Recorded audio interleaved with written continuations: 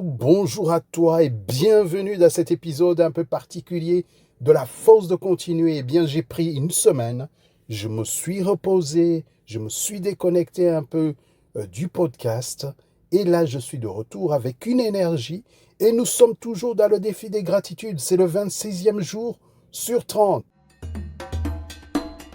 Alors, je te parle aujourd'hui avec sourire et sincérité parce que j'ai un petit moment de lucidité et d'autodérision. Tu te souviens, au lancement du défi des gratitudes, j'avais annoncé un objectif de 50 000 personnes. Eh bien, nous sommes 124. Pas 124 000, 124. Et j'en ris, parce que c'est tellement moi. Chaque fois que j'ai une idée, j'ai l'impression que ça va changer le monde. Et d'une certaine manière, je crois que c'est cette naïveté joyeuse, ce côté hyper optimiste qui me pousse à avancer. Et si tu n'es pas au courant de ce défi, depuis le 1er octobre, j'ai lancé le défi d'écrire 3 gratitudes par jour avec l'argument simple que nous allions défier la négativité dans ce monde et décider d'aller mieux. Les recherches montrent que les personnes qui ont écrit leur gratitude changent après plus de 2 mois et leur perception par rapport au monde change. Ils perçoivent plus facilement les opportunités et les belles choses qui les entourent. Et ce que cette expérience m'a confirmé, c'est autre chose. C'est qu'une idée, même belle, ne suffit pas. Il y a toujours un écart entre ce qu'on imagine et ce qu'on réalise, entre la bonne intention et le passage à l'action. Sur ces 124 personnes, j'ai pu interroger quelques personnes et certains ont tenu la pratique pendant quelques jours sur les 26. D'autres ont écrit une seule fois. Et une dizaine ont même quitté la liste de mes mails parce que ça les embêtait. Eh bien, tu sais quoi? Je vais avouer que c'est parfait. Parce que c'est comme ça, on a tous cette liberté-là, vraiment de changer d'avis à la dernière minute. Ce que j'ai découvert aussi, c'est un phénomène fascinant. C'est que la majorité des gens ne manquent pas de motivation, mais ils manquent d'intégration.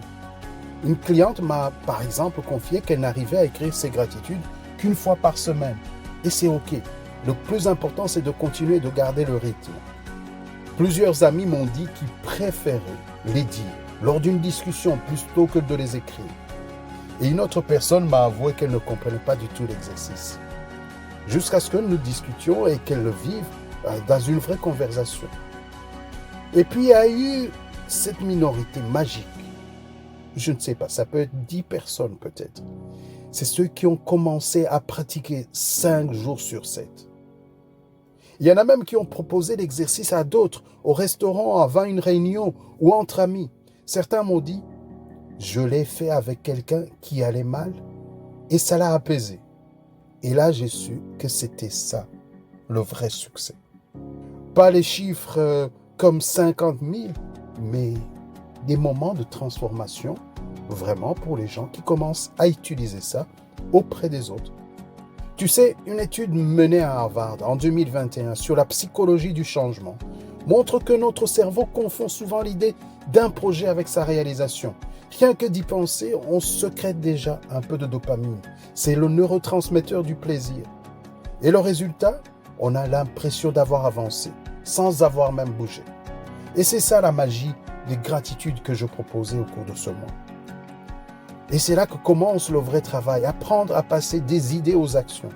C'est exactement ce que j'observe dans mes formations, dans mes coachings et même dans ma propre vie. Des gens qui me disent « oui, je connais ça ». Et c'est là que j'aime demander « mais est-ce que tu le fais ?» Et en général, j'adore le non-verbal à ce moment-là parce que, évidemment, la personne prend conscience « oui, c'est vrai, je le dis, mais est-ce que je le fais ?» Et tu vois, moi aussi, j'ai longtemps eu des idées qui restaient dans les nuages. Mais je dois avouer que mon travail depuis 21 ans m'a aidé. Et depuis 11 ans, j'ai ancré des rituels simples, comme mes gratitudes. Et depuis 4 ans, c'est ma marche du dimanche. Chaque semaine, qu'il pleuve, qu'il vente, je marche entre 10 et 20 kilomètres. Au début, c'était juste une idée. Et puis, c'est devenu une habitude.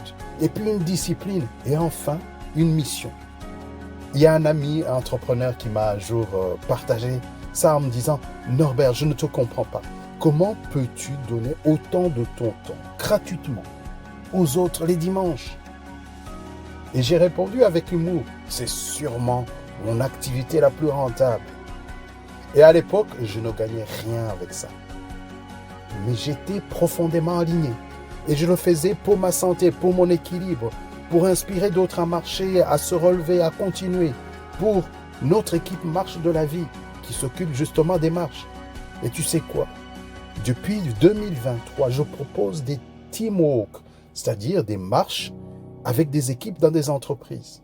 Et aujourd'hui, en 2025, cette marche est devenue mon activité professionnelle la plus rentable. C'est mon service le plus rentable. Incroyable. Pourquoi? Je pense que c'est parce que quand tu es aligné, tu finis par tout aligner autour de toi. Et pendant 4 ans, j'ai agi sans vraiment calculer, sans forcer, avec constance et gratitude. Et la vie a transformé cette persévérance en abondance. En fait, c'est la loi naturelle des rituels. Ce que tu fais avec amour, régularité, présence, finit toujours par porter des fruits. Tu ne sais pas exactement comment ça va se passer, mais tu peux le canaliser. Et c'est parfois plus tard, mais c'est toujours au bon moment. Alors aujourd'hui, je veux te laisser avec cette idée. La résilience, ce n'est pas toujours tenir bon malgré la tempête. C'est continuer à marcher, même quand le ciel change de couleur. Donc, 124 personnes au lieu de 50 000. C'est parfait. Parce que ce qui compte, ce n'est pas combien qui ont commencé, mais c'est combien continuent. Peut-être que d'ici 5 ans, les 50 000 seront dépassés. Et toi, tu peux être de ceux qui continuent. Et si tu veux aller plus loin, je t'invite à m'en rejoindre ce mardi 28 octobre à 20h. C'est heure de Bruxelles pour une conférence gratuite en ligne. Alors ce sera sur YouTube ou sur une autre plateforme. Nous sommes en train de décider. Le thème, c'est comment transformer la pression en puissance. Les 3 leviers de la résilience du leader moderne. Parce que tu es un leader. En prenant ta vie en main, tu es un leader. Pour recevoir le lien et les bonus du live, rejoins le groupe WhatsApp Les Voyageurs de la Résilience. Tu trouveras le lien dans la description.